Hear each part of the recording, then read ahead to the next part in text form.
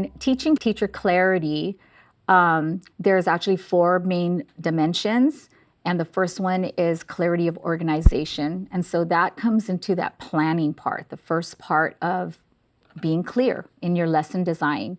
The second part is clarity of explanation. So this is when you're teaching, right? You have to be very clear and explicit and just plan out those experiences for the students. The third part of teacher clarity is just having clarity in the examples and the guided practice. So this is where you're modeling what it looks like. You're showing students whatever you're asking them to do, you need to show them what that looks like. And so you have to be clear. And then the last part is clarity of assessment. And so this is keeping that end in mind. Okay, what do I want from them? And designing an assessment that is proving or showing or having them demonstrate that they've mastered that standard or their learning intentions. So the standard that I'm working on this week is Reading Literature 2.2. And so when I am unpacking the standards, I'm basically looking for the nouns, which are the concepts that the students will have to learn. I'm also looking for the verbs, which are the skills that they need to learn. So in looking at this standard, the concepts that they will have to learn is the concept of stories, fables, folktales, myths. So it's basically covering genres.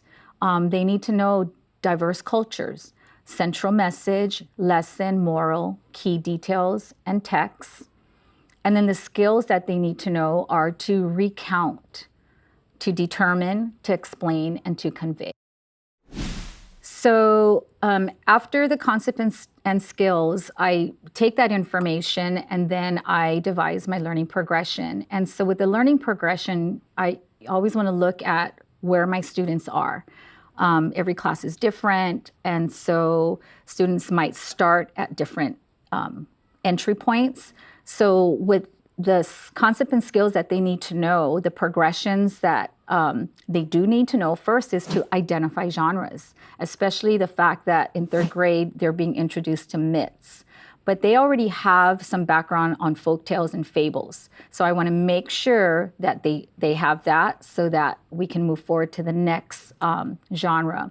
They also have to be able to recognize details in the setting and the language of diverse cultures. So they do know setting. They might not really know diverse culture. So I want to make sure, find out that they do. If not, that's something that I have to teach.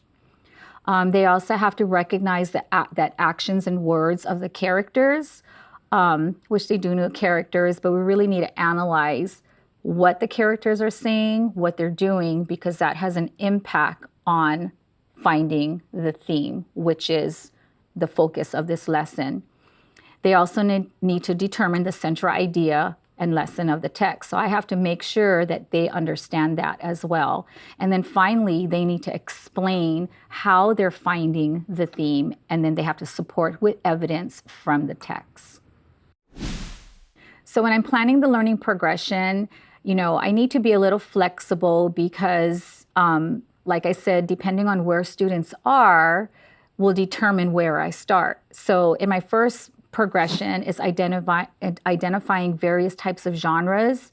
If students already know the genres that are listed here, the folktale stories, fables, and myths, I don't have to spend a lot of time on that, but knowing that they are being introduced to myths for the first time, I would spend more time. So the progression can move quickly or it can move slowly, depending on what the students know. So when I am devising the learning intentions, this is what students need to learn during this lesson. And learning intentions can, if I'm working on a unit, there can be multiple learning intentions. But if I'm working on just one part of it in the day, you can have a daily intention. So when I think of the intentions, once again, I look, at the concepts that they need to know and also the skills, and I devise those intentions. And it's always stated as I am learning, because this is what the students need to know that they are going to learn. And so the four intentions that I have here is I am learning about key details in the text. I'm learning about the concepts of theme. I'm learning that the character's words and actions have an impact on the central message, lesson, or moral of the text. And then the last one is I'm learning to determine the central message, lesson, or moral of the story by using key details.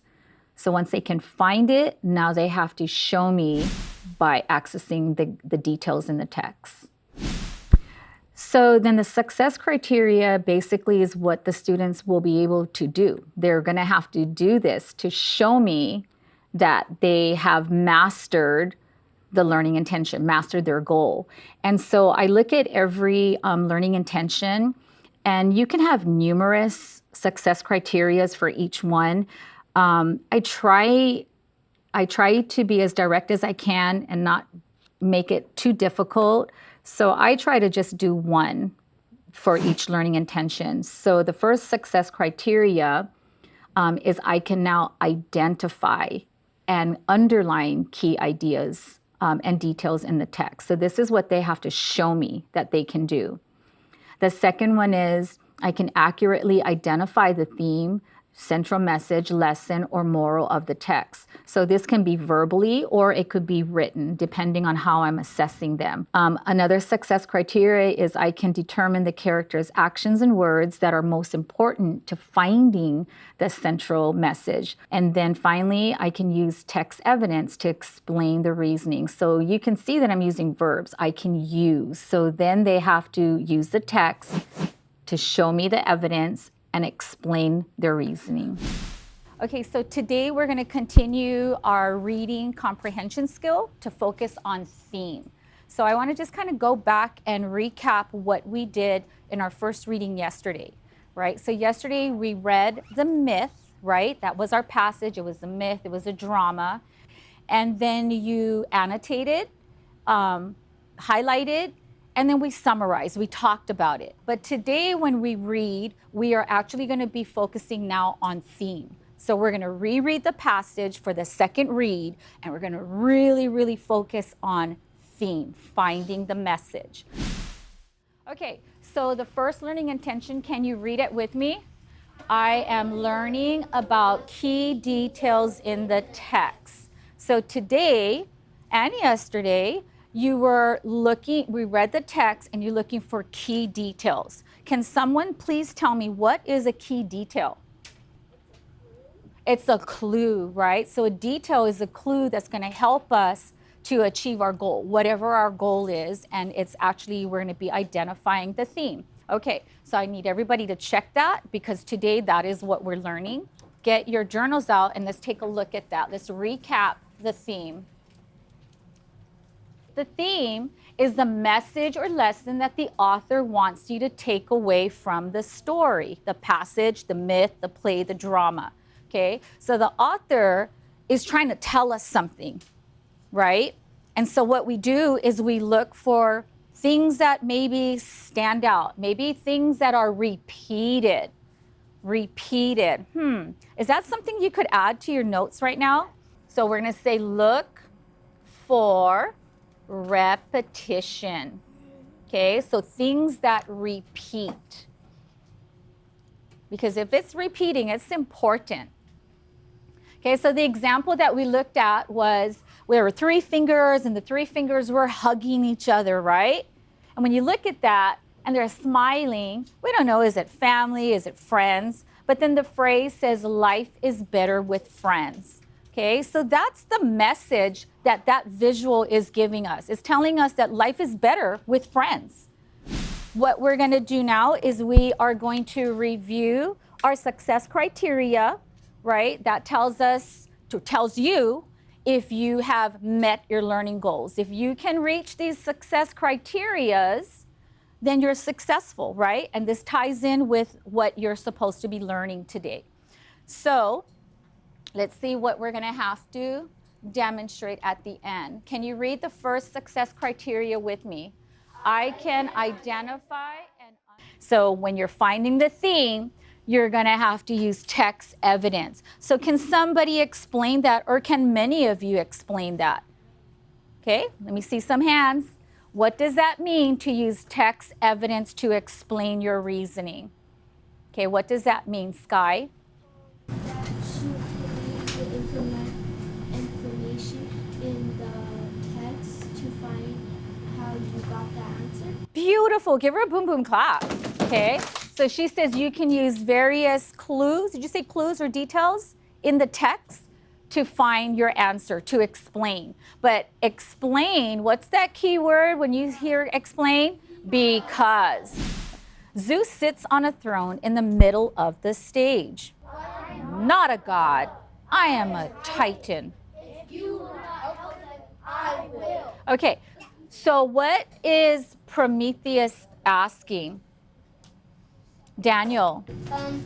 He's asking you to bring fire to the humans. Okay, very good. Let's go ahead and underline that. Okay, I think he's asking right here, I would like to ask you to share fire with them. I believe it would help keep them warm and cook their meat. Go ahead and give Daniel a boom boom clap. Okay, nice job. That's going to be one of our details. So we're going to underline that, and we're going to transfer that information into our graphic organizer.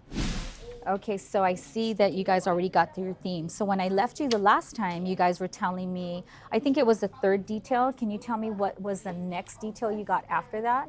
Prometheus wanted to do something to help humans. Okay, so with all of these details right here, what does it lead to? What is the message? The theme is not to be selfish and help others. Okay, why do you think that that's the message?